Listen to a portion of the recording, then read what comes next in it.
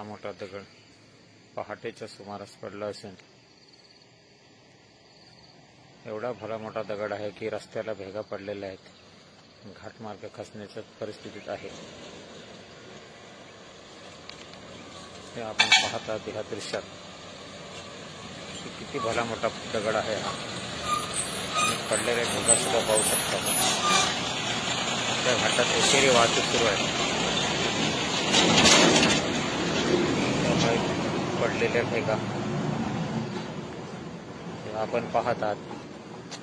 तसेच त्यामुळे खचलेल्या रस्त्याच्याही भेगा आपण पाहत आहात. अर्धा अधिक रस्ता खचलेला असेल.